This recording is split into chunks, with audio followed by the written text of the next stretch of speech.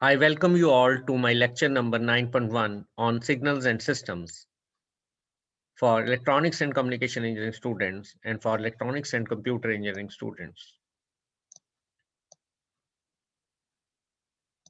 Today I am going to discuss the response of LTI systems to complex exponentials. It is advantageous to represent signals as a linear combinations of basic signals that possess the following two properties. Number one, the set of basic signals can be used to construct a broad and useful class of signals.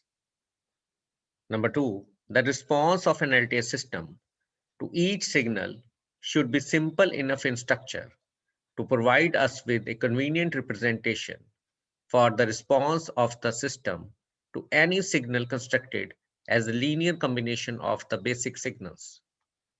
Both of these properties are provided by the set of complex exponential signals in continuous time domain and in discrete time domain. Now in continuous time domain, signals of the form e raised to power st serve the purpose, where s is a complex number. And in discrete time domain, signals of the form z raised to power n serve the purpose, where z is a complex number.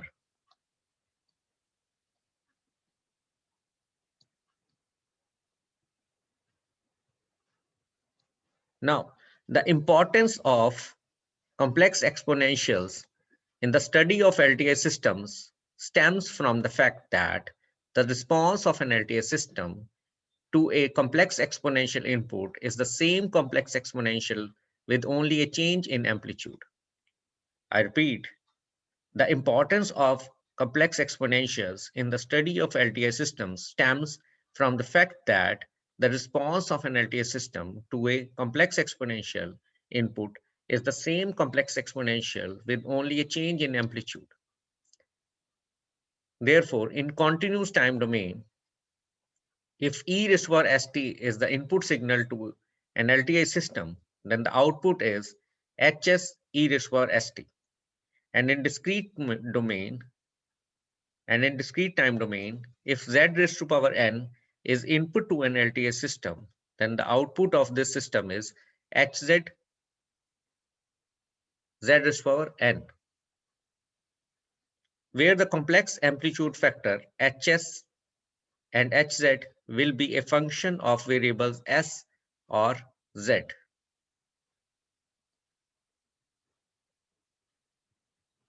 Now, a signal for which the system output is a constant times the input is referred to as an eigenfunction of the system.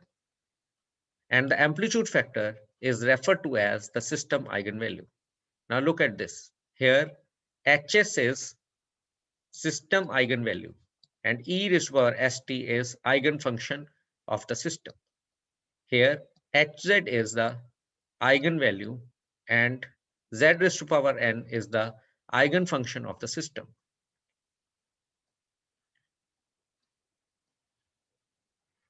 Now show that the complex exponentials are indeed eigenfunctions of LTI systems. Let us consider a continuous time LTI system with impulse response ht. For an input xt is equal to e raised to power st, we can determine output of this LTI system as yt, which is equal to linear convolution of xt with ht. That is, yt is xt linearly convolved with ht. So it involves convolution integral.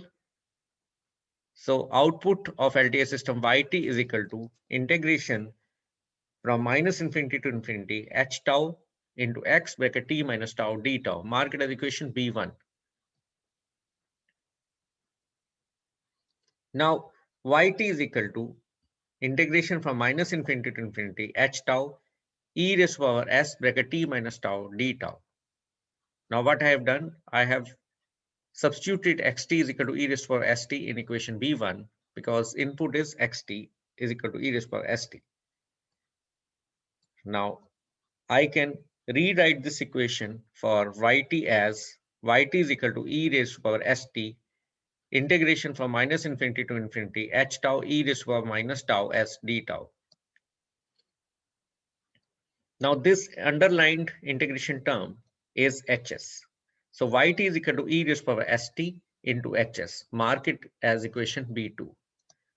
Now look at input. Input is xt is equal to e raised to power st and output is yt is equal to e raised to power st into hs, where hs is a complex constant whose value depends on s and which is related to the system impulse response by hs is equal to integration from minus infinity to infinity h tau e raised to power minus tau s d tau. Now the constant hs for a specific value of s is then the eigenvalue associated with the eigenfunction e raised to power st. So this is eigenfunction and this is eigenvalue.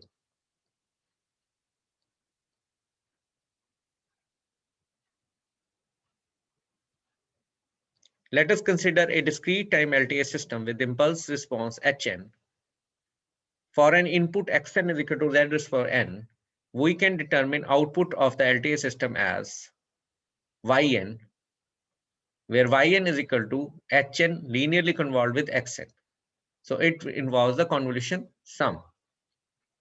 So yn is equal to summation k running from minus infinity to infinity hk x bracket n minus k. Mark it as equation C1. Now the input signal is xn is equal to z per n, which I will substitute in equation C1. So this leads to yn is equal to summation k running from minus infinity to infinity hk z raised to power n minus k. Now I can rewrite equation yn as yn is equal to z raised to power n summation k running from minus infinity to infinity hk z raised to power minus k. So look at this underlined summation term. This is equal to hz. Therefore, yn is equal to hz into z raised to power n.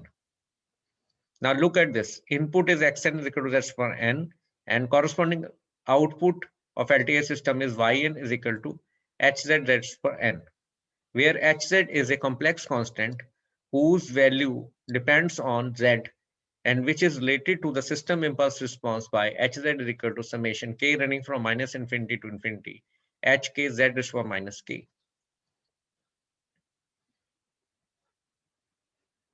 From above equation, it is clear that the complex exponentials are eigenfunctions of discrete time LTI systems. Now, the constant hz here in equation C2 for a specified value of z is the eigenvalue associated with the eigenfunction zn, z raised to power n. So z raised to power n is eigenfunction and hz is eigenvalue.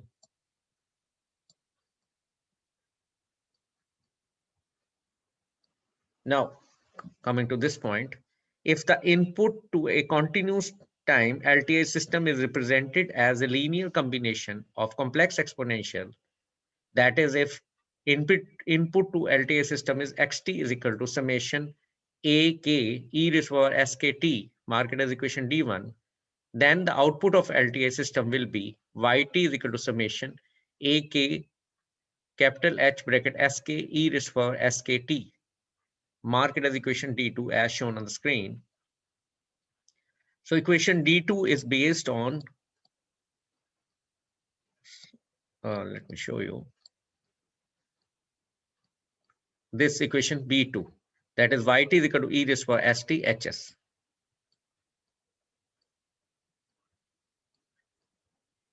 So yt here is as equation D2, which is based on equation B2. Now, if the input to a discrete time LTI system is represented as a linear combination of complex exponentials, that is, if input to LTI system is xn is equal to summation ak z raised to power n, mark it as equation D3, then the output will be yn is equal to summation ak into capital H bracket zk into zk raised to power n, mark it as equation D4. So If the input to discrete time LTI system is xn is equal to summation ak zk raised to power n, then the output will be yn is equal to summation ak h bracket zk raised to power n. Mark it as equation D4. So this equation D4 is based on equation C2.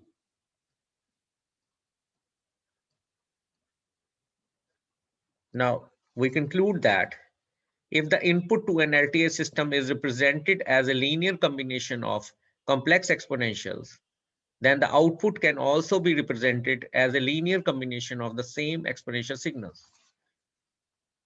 So it is clear that if the input to an LTI system is represented as a linear combination of complex exponentials, then the output can also be represented as a linear combination of same exponential signals. Now, next article is Fourier series representation of continuous time periodic signals. A signal is periodic if for some positive value of capital T, xt is equal to x bracket t plus capital T for all t. Mark it as equation G1. The fundamental period of xt is the minimum positive non-zero value of capital T for which equation G1 is satisfied. And the value of capital omega naught is equal to 2 pi by T is referred to as the fundamental frequency bracket angular frequency.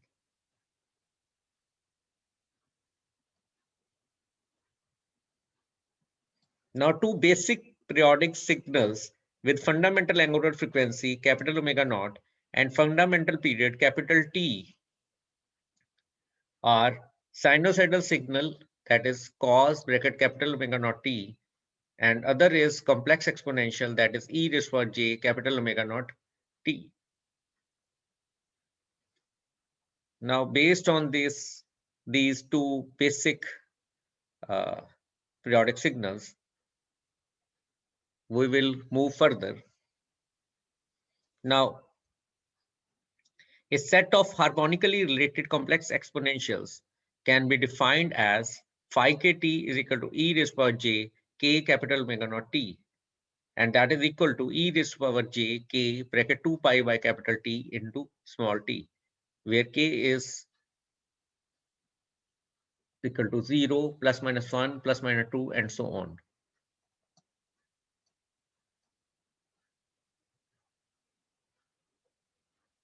Now, each of these signals has a fundamental frequency that is a multiple of capital omega naught, and therefore each is periodic with period capital T. Although for magnitude k greater than equal to 2, the fundamental period of phi kt is a fraction of capital T. Thus, a linear combination of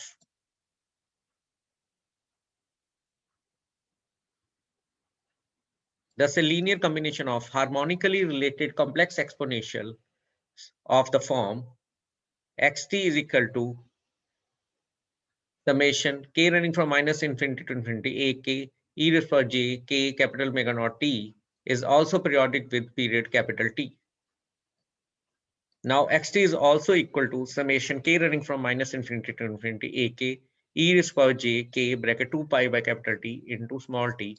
Mark it as equation G3. So this equation G3 is very important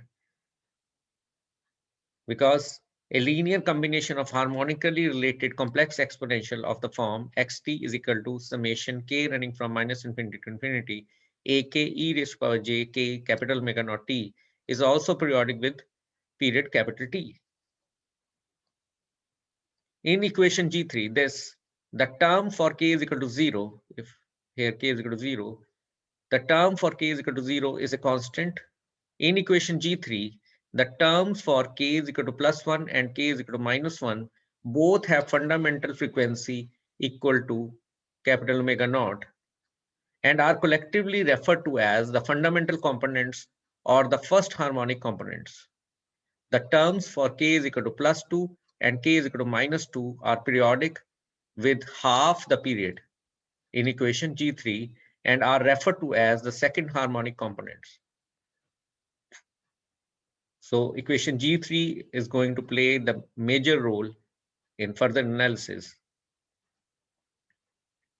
More generally, the components for k is equal to plus n and k is equal to minus n are referred to as the nth harmonic components.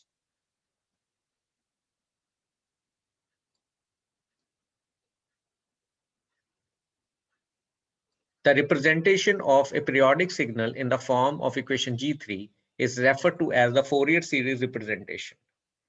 So we will look at this G3, which is Fourier series representation of periodic signal.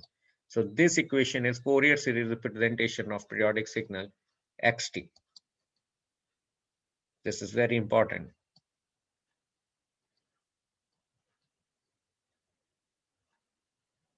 Now we will go for one example. Consider a periodic signal xt with fundamental frequency 2 pi that is expressed in the form of equation G3 as summation k running from -3 to 3 ak e raised power j 2 pi tk is equal to xt. That is equation G4 with coefficients a naught is equal to 1, a1 is equal to a minus 1 is equal to 1 by 4, a2 is equal to a minus 2 is equal to 1 by 2, a3 is equal to a minus 3 is equal to 1 by 3. This is given data.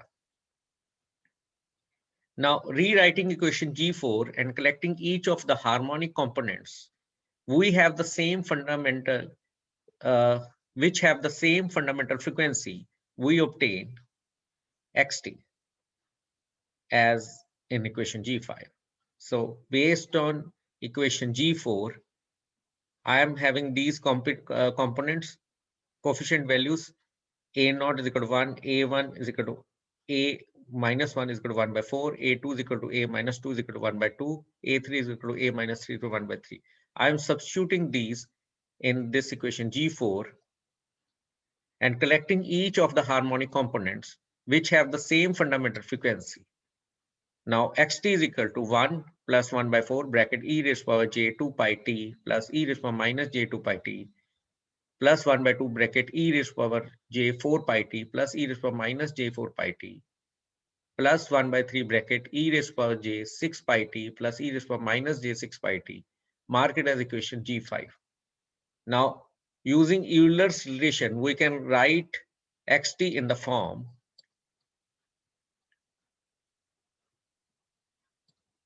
xt is equal to 1 plus 1 by 2 cos bracket 2 pi t plus cos bracket 4 pi t plus 2 by 3 cos bracket 6 pi t. Mark it as equation G6. Now this is equal to, this term is equal to 1 by 2 cos 2 pi t. This term is equal to cos bracket 4 pi t and this term is equal to 2 by 3 cos 6 pi t. Now this one is x naught t, this term is x1t, this term is x2t, and this term is x3t. So xt is equal to x naught t plus x1t plus x2t plus x3t, where x1t, x2t, and x3t are sinusoidal signals. And this is equation G7.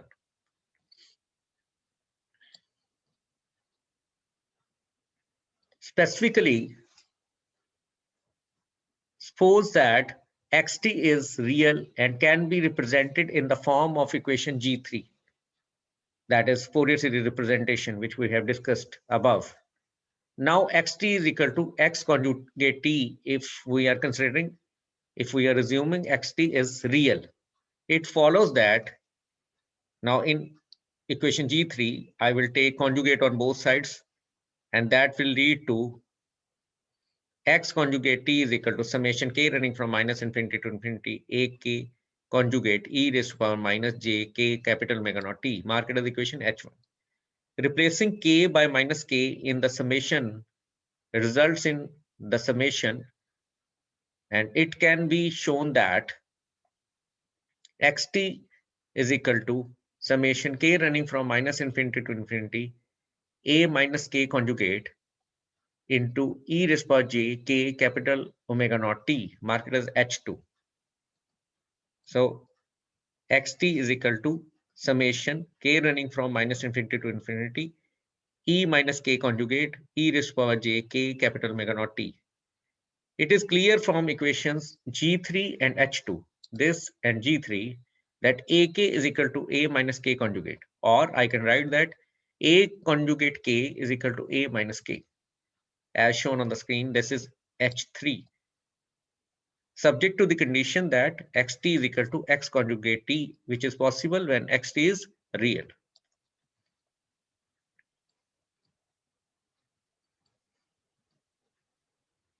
To derive the alternative forms of the Fourier series, we first rearrange the summation in equation G3 as xt is equal to a naught plus summation k running from 1 to infinity bracket ak e raised by j k capital omega naught t plus a minus k e raised by minus j k capital omega naught t. Mark it as equation J1. Substituting ak conjugate for a minus k in equation J1 when xt is real, xt is equal to a naught plus summation k running from 1 to infinity bracket ak e raised power j k capital omega naught t plus a k conjugate e raised power minus j k capital omega naught t. Mark it as equation J2.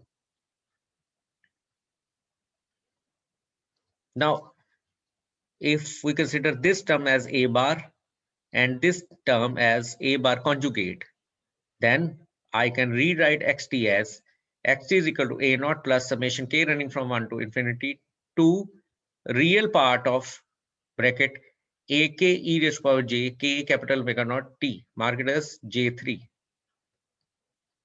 So this is another representation of xt. If ak is expressed in the polar form as ak is equal to capital AK e raised power j theta k, then xt becomes xt is equal to a naught plus summation k running from 1 to infinity to real part of bracket ak e raised power j bracket k capital omega naught t plus theta k. Mark it as equation J4 as shown. And now this equation J4 can be rewritten as xt is equal to a naught plus 2 summation k running from 1 to infinity ak cos bracket k capital omega naught t plus theta k. Mark it as J5. So this is a final expression, and that is another way to represent Fourier series. J5 is one commonly encountered form for the Fourier series of the real periodic signals in continuous time.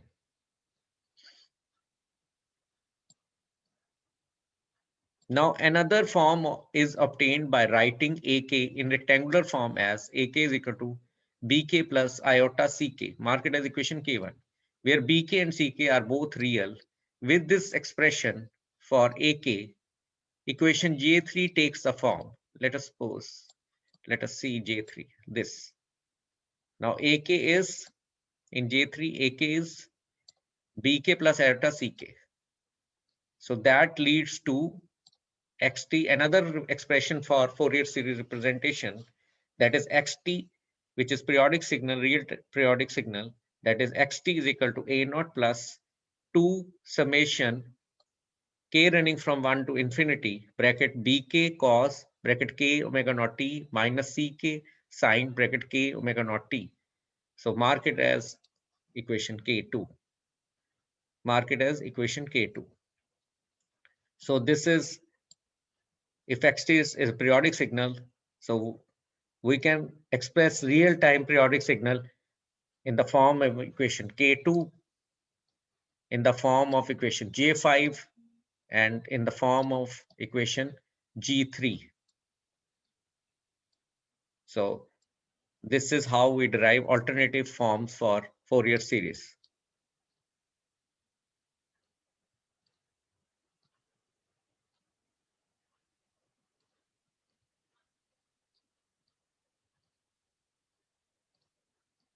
And that's all for today's lecture. These are reference book. The main book is Signal Systems by A.B. Oppenheim, A.S. Wilsky, and by S.H. Nawab. You can consult other 3 reference books also as per your convenience.